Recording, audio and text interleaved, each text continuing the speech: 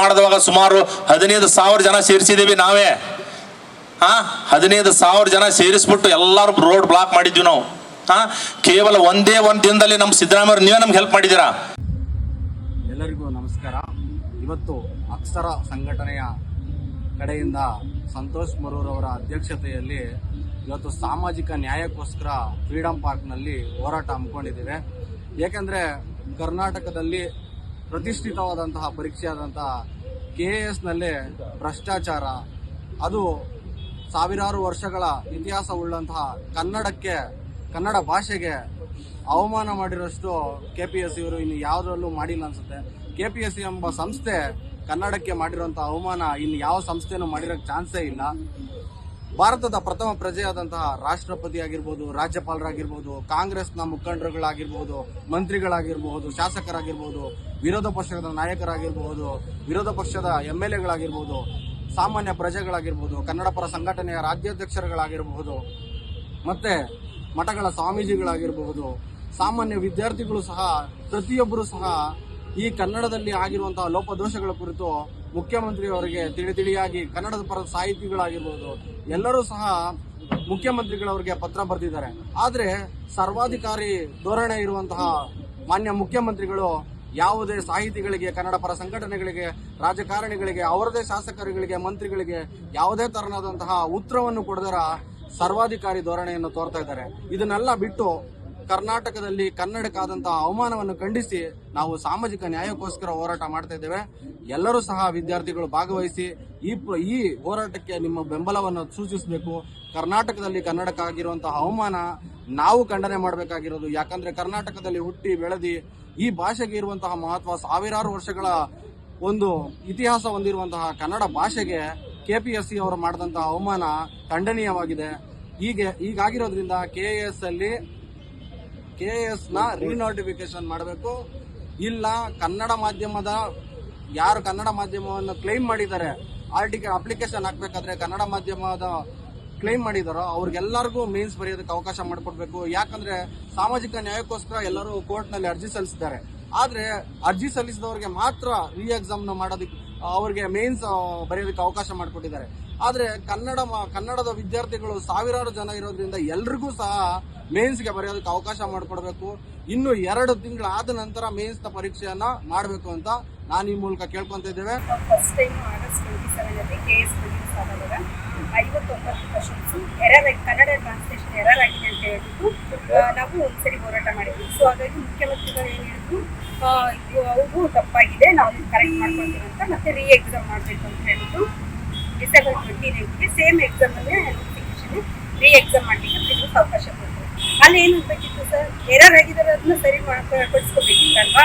But KPSC ದವರು ಏನ್ ಮಾಡಿದ್ರು, ಮತ್ತೆ 79 ಎರರ್ಸ್ ಕನ್ನಡ ಟ್ರಾನ್ಸ್ಲೇಷನ್ ಎರರ್ ಮಾಡಿದ್ರು. ಸೊ ಹಾಗಾಗಿ ನಾವು ಜನವರಿಯಿಂದ ಫೆಬ್ರವರಿ ಪ್ರತಿ ಸಾರಿನೂ ನಾವು ಈ ಎರರ್ಸ್ ಏನಾಗಿದೆ, ಕನ್ನಡ ಗ್ರಾಮೀಣ ಮಕ್ಕಳು ಕನ್ನಡ ಮೀಡಿಯಂ, ನಾವೆಲ್ಲ ಕನ್ನಡ ಮೀಡಿಯಂ ಓದಿರೋದು ಸರ್, ಡಿಗ್ರಿವರೆಗೂ ನಾವು ಕನ್ನಡ ಲಿಟ್ರೇಚರ್ ಓದಿರೋದು. ಸೊ ಹಾಗಾಗಿ ನಮ್ಗೆ ಇಂಗ್ಲಿಷ್ ಅದು ಕನ್ನಡ ಟ್ರಾನ್ಸ್ಲೇಷನ್ ಒಂದು ಸ್ವಲ್ಪ ವ್ಯತ್ಯಾಸ ಆದ್ರೆ ಪರವಾಗಿಲ್ಲ, ಬಟ್ ಅರ್ಥನೇ ಆಗದೆ ಇರೋ ತರ ಪದಗಳನ್ನು ಟ್ರಾನ್ಸ್ಲೇಷನ್ ಮಾಡಿದ್ದಾರೆ. ಸೊ ಅದು ತುಂಬಾ ಎರರ್ ಆಗಿದೆ. ಹಾಗಾಗಿ ನಾವು ಹೋರಾಟನೇ ಮಾಡ್ತಾನೆ ಇದೀವಿ. ಸರ್ ಅರ್ಥ ಆಗ್ತಿಲ್ಲ ಕ್ವಶನ್, ನಮಗಂತಲ್ಲ ಯಾರಿಗೂ ಅರ್ಥನೇ ಆಗಿಲ್ಲ. ಅರ್ಥ ಆಗದೆ ಇರೋದಕ್ಕೆ ನಾವು ಮಾರ್ಕ್ಸ್ ಕಳ್ಕೊಂಡಿದೀವಿ. ನಾವು ಪ್ರಿಲಿಮ್ಸ್ ಕ್ಲಿಯರ್ ಆಗೋದ್ರಿಂದ ಹೊರಗಡೆ ಉಳಿದಿದ್ದೀವಿ. ಸೊ ಇದು ನನ್ನ ಒಬ್ಳಿಗೆಲ್ಲ 76,000 ಜನಕ್ಕೆ ಆಗಿದೆ ಸರ್ ಇದೇ ತರ. ಸೊ ಹಾಗಾಗಿ ನಾವು KATಗೆ ಹೋದ್ವಿ. KATಯಲ್ಲಿ ನಮ್ಗೆ ಅಲ್ಲಿ ಅಷ್ಟು ತೃಪ್ತಿಕರವಾದ ಇದು ಇರ್ಲಿಲ್ಲ. ಮತ್ತೆ ಸದನದಲ್ಲಿ ನಾವು ಎಲ್ಲಾ ಅಪೋಸಿಷನ್ ಲೀಡರ್ಗಳಿಗೂ, ಎಲ್ಲಾ ಮಿನಿಸ್ಟರ್ಗಳು ಎಲ್ಲರೂ ಮಾತಾಡಿದ್ದಾರೆ ಸರ್. ಕನ್ನಡ ಪರ ಹೋರಾಟಗಾರರು, ಕರ್ನಾಟಕ ರಕ್ಷಣಾ ವೇದಿಕೆ ನಾರಾಯಣಗೌಡರಿಂದ ಹಿಡಿದು ಎಲ್ಲ ಸಾಹಿತಿಗಳು, ಈವನ್ ಮಂಡ್ಯದಲ್ಲಿ ಅಧ್ಯಕ್ಷರಾಗಿರ್ತಕ್ಕಂಥ ಗೋರು ಚನ್ನಬಸಪ್ಪ ಅವರು ಕೂಡ ಲೆಟರ್ ಬರೆದಿದ್ದಾರೆ. ಬರಗೂರು ರಾಮಚಂದ್ರಪ್ಪ ಎಲ್ಲ ಕನ್ನಡ ಸಾಹಿತಿಗಳು ಲೆಟರ್ ಬರೆದು ಮನವರಿಕೆ ಮಾಡಿಕೊಟ್ಟಿದ್ದಾರೆ ಗೌರ್ಮೆಂಟ್ಗೆ. ಆದ್ರೆ ಗೌರ್ಮೆಂಟ್ ಏನ್ ಹೇಳ್ತು, KATಯಲ್ಲಿ ಕೇಸ್ ಇದೆ, ಸಿದ್ದರಾಮಯ್ಯ ಪರ್ಟಿಕ್ಯುಲರ್ಲಿ KATಯಲ್ಲಿ ಕೇಸ್ ಇದೆ, ಅಲ್ಲಿರೋವರೆಗೂ ನಾವೇನು ಮಾತಾಡ್ಲಿಕ್ಕಾಗಲ್ಲ. ಅಲ್ಲಿ ಏನ್ ಬರುತ್ತೋ ರಿಸಲ್ಟು, ಜಡ್ಜ್ಮೆಂಟ್ ಏನ್ ಬರುತ್ತೋ ಅದನ್ನ ನೋಡ್ಕೊಂಡು ನಾನು ಕನ್ನಡ ಮಾಧ್ಯಮದ ಅಭ್ಯರ್ಥಿಗಳಿಗೆ ಅನ್ಯಾಯ ಆಗ್ಲಿಕ್ಕೆ ಬಿಡಲ್ಲ, ನಾವು ಸರಿ ಮಾಡ್ತೀನಿ ಅಂತ ಅವ್ರು ಹೇಳಿದ್ರು. ಸದನದಲ್ಲಿ ಮಾತು ಕೊಟ್ಟರು. ಬಟ್ ಇದುವರೆಗೂ ಸರ್ ಅದಕ್ಕೆ ಕೋರ್ಟಿಂದ KATಯಿಂದ ಇದು ಬಂದು ಜಡ್ಜ್ಮೆಂಟ್ ಬಂದು ಎಲ್ಲ ಆಗಿ 2 ತಿಂಗಳು ಆಗ್ತಾ ಬಂದ್ರು ಅವ್ರು ಇದುವರೆಗೂ ಯಾರನ್ನೂ ಕರೆದು ಅಥವಾ ಕನ್ನಡ ಪರ ಹೋರಾಟಗಾರರನ್ನ ಕರೆದು ಅಥವಾ ಆಪೋಸಿಷನ್ ಲೀಡರ್ ಕರೆದು ಮಾತಾಡ್ತೀನಿ ಅಂತ ಏನ್ ಮಾತಾಡ್ತಿದ್ರು ಇದುವರೆಗೂ ಮಾತಾಡಿಲ್ಲ, ನಮ್ಮನ್ನ ಹತ್ರಕ್ಕೂ ಬಿಟ್ಕೊಟ್ಟಿಲ್ಲ. ಮತ್ತೆ ಈ ಸರ್ಕಾರ ಏನ್ ಮಾಡ್ತಿದೆ ನಮ್ಗೆ ಗೊತ್ತಾಗ್ತಿಲ್ಲ. ನಾವು ಕಾಂಗ್ರೆಸ್ ಮೇಲೆ ನಂಬಿಕೆ ಇಟ್ಟು ವೋಟ್ ಮಾಡಿದೀವಿ ನಾವು, ನಮಗೆ ಯಾಕಂದ್ರೆ ಒಂದು ಒಳ್ಳೆ ಇದು PSI ಹಗರಣ ಎಲ್ಲ ಆಗಿತ್ತಲ್ಲ, ಸೊ ಹಾಗಾಗಿ ನಮಗೆ ಒಳ್ಳೆ ರಿಕ್ರೂಟ್ಮೆಂಟ್ ಆಗ್ಬೇಕು ಅಂತ ಹೇಳ್ಬಿಟ್ಟು ನಾವು ನಂಬಿಕೆ ಇಟ್ಟು ಭರವಸೆ ಇಟ್ಟು ನಾವು ವೋಟ್ ಮಾಡಿದೀವಿ. ಬಟ್ ಇವರೇ ಈ ತರ ನಮ್ಮನ್ನ ಗ್ರಾಮೀಣ ವಿದ್ಯಾರ್ಥಿಗಳನ್ನ, ಕನ್ನಡ ಮಾಧ್ಯಮದ ವಿದ್ಯಾರ್ಥಿಗಳನ್ನ ತುಳಿತಾ ಇದ್ದಾರೆ. ಅವ್ರಿಗೆ ಬೇಕಾದವ್ರನ್ನ ಲಂಚ ಕೊಟ್ಟವ್ರನ್ನ ಸೆಲೆಕ್ಟ್ ಮಾಡ್ಕೊಂಡ್ರೆ ನಾವಿಲ್ಲಿ ಹೋಗ್ಬೇಕಾಗತ್ತೆ. ನ್ಯಾಯಯುತವಾದ ರಿಕ್ರೂಟ್ಮೆಂಟ್ ನಡೀತಾ ಇಲ್ಲ ಅಂದ್ರೆ ಯಾಕೆ ರಿಕ್ರೂಟ್ಮೆಂಟ್ ನಡೆಸಬೇಕು? ಡೈರೆಕ್ಟ್ ಸೇಲಿಗಿದೆ, ನಮ್ಮ ಪೋಸ್ಟ್ ಎಲ್ಲ ಸೇಲ್ ಮಾಡ್ಕೊಳ್ತೀವಿ ಅಂತ ಹೇಳ್ಬಿಟ್ಟು ಓಪನ್ ಆಗಿ ನಾವು ಎಕ್ಸಾಮ್ ಓದೋದು ಇಲ್ಲ, ನಮ್ಗೆ ಯಾವ್ದೋ ಸಿಕ್ಕಿರೋ ಕೆಲಸ ಮಾಡ್ಕೊಂಡು ನಾವು ಇರ್ತೀವಿ. ಸರ್ ನಾವು ಆಗ್ರಹಿಸೋದು ಏನಂತ ಹೇಳಿದ್ರೆ, ಸುಮಾರು ಸರಿ ಹೋರಾಟ ಮಾಡಿದ್ದೀವಿ ಸರ್. ಈಗ ಆಲ್ರೆಡಿ 3-4 ಸರಿ ನಾವು ತುಂಬ ಹೋರಾಟ, ಪಾದಯಾತ್ರೆ ಎಲ್ಲ ಧಾರವಾಡದಿಂದ ಆ ಕಡೆಯಿಂದ ಪಾದಯಾತ್ರೆ ಎಲ್ಲ ಮಾಡ್ಕೊಂಡಿದ್ದಾರೆ ಇಂಥ ಬಿಸಿಲಲ್ಲಿ ನಮ್ಮ KS ಆಸ್ಪಿರೆಂಟ್ಸು. ಸೊ ನಾವು ಆಗ್ರಹಿಸೋದು ಏನಂತ ಹೇಳಿದ್ರೆ, ಈ ನೋಟಿಫಿಕೇಶನ್ ಕ್ಯಾನ್ಸಲ್ ಮಾಡಿಬಿಟ್ಟು ರೀನೋಟಿಫಿಕೇಶನ್ ಮಾಡಬೇಕು. ಆಮೇಲೆ ಇಲ್ಲ ಅಂದ್ರೆ ಎಲ್ರಿಗೂ ಮೇನ್ಸ್ ಬರ್ಲಿಕ್ಕೆ ಅವಕಾಶ ಕೊಡಬೇಕು, ಮತ್ತೆ ಓದ್ಕೊಳ್ಳಿಕ್ಕೆ ಟೈಮ್ ಕೊಡಬೇಕು. ಈಗ May 3ಗೆ ಮೇನ್ಸ್ ಇದೆ ಸರ್. ಇವ್ರಿಗೆ 2 days ಅಲ್ಲಿ ಏನು ಓದ್ ಬರೀಲಿಕ್ಕಾಗುತ್ತೆ ಸರ್? ಆಮೇಲೆ ಎಷ್ಟು ಮೆಂಟಲಿ ನಮಗೆ ಫ್ರಸ್ಟ್ರೇಷನ್ ಆಗಿದೆ ಸರ್, ಎಷ್ಟು ಟಾರ್ಚರ್ ಆಗಿದೆ ಅಂದರೆ ನಾವು ಜಾಬ್ ಬಿಟ್ಟು ಎಲ್ಲ ಬಿಟ್ಟು ಇದಕ್ಕೋಸ್ಕರ ಅಂತ ಹೇಳ್ಬಿಟ್ಟು ನಾವು ಓದ್ತಾ ಇದ್ದೀವಿ. ಬಟ್ ಇವ್ರು ಈ ಥರ ಅನ್ಯಾಯ ಮಾಡಿದ್ರೆ ನಾವು ಎಲ್ಲಿ ನ್ಯಾಯ ಕೇಳಬೇಕು, ಯಾರ ಹತ್ರ ನ್ಯಾಯ ಕೇಳಬೇಕು? ಸೊ ಹಾಗಾಗಿ ನಾವು ಆಗ್ರಹಿಸ್ತಾ ಇದ್ದೀವಿ, ಇದಕ್ಕೆ ನ್ಯಾಯ ಕೊಡಬೇಕು. ಮಾನ್ಯ ಮುಖ್ಯಮಂತ್ರಿಗಳು ಮತ್ತು ಎಲ್ಲ ಮಂತ್ರಿಗಳು, ಇವನ್ ಕೋರ್ಟ್ ಒಪ್ಕೊಂಡಿದೆ, KPSC ಒಪ್ಕೊಂಡಿದೆ ಎರರ್ಸ್ ಆಗಿದೆ ಅಂತ. ಸೊ ಹಾಗಾಗಿ ನ್ಯಾಯ ಕೊಡಬೇಕು. ಎಲ್ರಿಗೂ ನಮಸ್ಕಾರ. ನಾನು ಅನಿಲ್ ಕಾಂಬ್ಳೆ. ಈಗಾಗಲೇ ನಿಮ್ಗೆಲ್ಲ ಗೊತ್ತಿರುವಂತೆ ನಾವು ಪಾದಯಾತ್ರೆ ಮಾಡಿ 12 ದಿನದ ಪಾದಯಾತ್ರೆ ಮಾಡಿ ಬೆಂಗಳೂರು ಮುಟ್ಟಿದ್ವಿ. ಆದ್ರೆ ಒಂದು ಈ ಭ್ರಷ್ಟ ವ್ಯವಸ್ಥೆ ನಮ್ಮನ್ನು ವ್ಯವಸ್ಥಿತವಾಗಿ ಸಂಚು ಹಾಕಿ ಆ ಹೋರಾಟವನ್ನು ಅಲ್ಲೇ ತಡೆಯುವಲ್ಲಿ ಒಂದು ತಾತ್ಕಾಲಿಕ ಯಶಸ್ಸನ್ನು ಪಡೆದಿದೆ.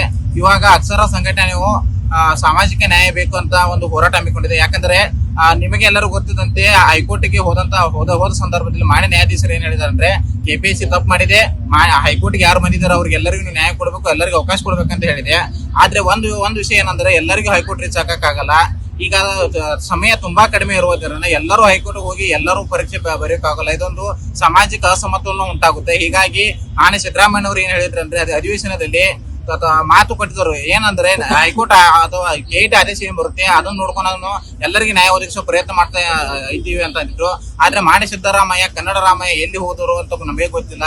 ಅವ್ರನ್ನ ಹುಡುಕಿ ಕೊಡೋ ಪ್ರಯತ್ನ ಕೂಡ ಆಗ್ಬೇಕಾಗಿದೆ. ಹೀಗಾಗಿ ನಾವು ಕನ್ನಡದ ರಾಮಯ್ಯ, ಕನ್ನಡದ ಸಿದ್ದರಾಮಯ್ಯನವ್ರನ್ನ ಹುಡುಕುವ ಪ್ರಯತ್ನ ಮಾಡಬೇಕು.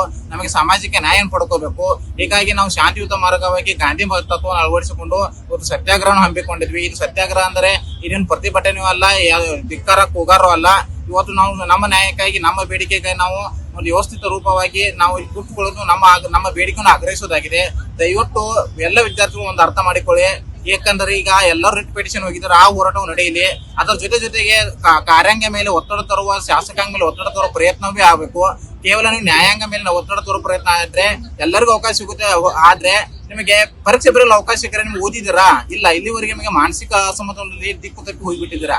ಈಗ ನೀವು ಏನು ಕೊಡ್ಲಾರ ಡೈರೆಕ್ಟ್ ಆಗಿ ನೀವು ಎಕ್ಸಾಂಪಲ್ ಹೋದ್ರೆ ಏನ್ ಬರೀತಾರೆ ಹೇಳಿ ನೋಡ್ರ. ಅಟ್ಲೀಸ್ಟ್ ನಿಮ್ಗೆ ಓದೋಕಾದ್ರೂ ಸಮಯಾವಕಾಶ ಬೇಕು.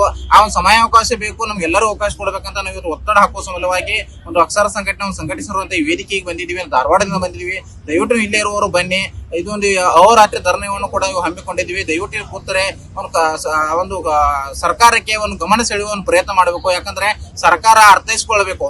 ಇದು ಏನಾಗ್ಬಿಡುತ್ತೆ ಅಂದ್ರೆ, ಆರ್ಟಿಕಲ್ 14 ಹೇಳುತ್ತೆ ಕಾನೂನು ಮುಂದೆ ಎಲ್ಲರೂ ಸಮಾನತೆ ಅಂದ್ರೆ. ಆದ್ರೆ ಏನಾಗಿದೆ, ಕೆಲವರಿಗೆ ನ್ಯಾಯ ಸಿಕ್ಕಿದೆ, ಕೆಲವರಿಗೆ ಅನ್ಯಾಯ ಆಗಿದೆ. ಹೀಗಾಗಿ ಎಲ್ಲರಿಗೆ ನ್ಯಾಯ ಸಿಗುವಂತ ಪ್ರಯತ್ನ ಮಾಡ್ತಾ ಇದೀವಿ. ದಯವಿಟ್ಟು ಎಲ್ಲರೂ ಬನ್ನಿ, ಎಲ್ಲರೂ ಒಗ್ಗಟ್ಟಾಗೋಣ, ಶಾಂತಿಯುತವಾಗಿ ಕೊಂಡೋಣ, ಹೋರಾಟ ಸಕ್ಸಸ್ ಮಾಡೋಣ. ಈಗ ನಮ್ಮ ನ್ಯಾಯಕ್ಕಾಗಿ ನಮ್ಮ ನಡೆ, ನ್ಯಾಯಯುತವಾದ ನಮ್ಮ ನಡೆಯನ್ನು ಹಾಕೋಣ. ನಮ್ಮ ನ್ಯಾಯ, ನಮ್ಮ ಹಕ್ಕು, ಉದ್ಯೋಗ ಎಂಬುದು ಭಿಕ್ಷೆ ಅಲ್ಲ, ನಮ್ಮ ಹಕ್ಕು ಅದನ್ನು ಪಡೆಯೋಣ. ದಯವಿಟ್ಟು ಎಲ್ಲರೂ ಬನ್ನಿ ಅಂತ ಕೈ ಮುಗಿದು ಕೇಳ್ಕೊತೀವಿ.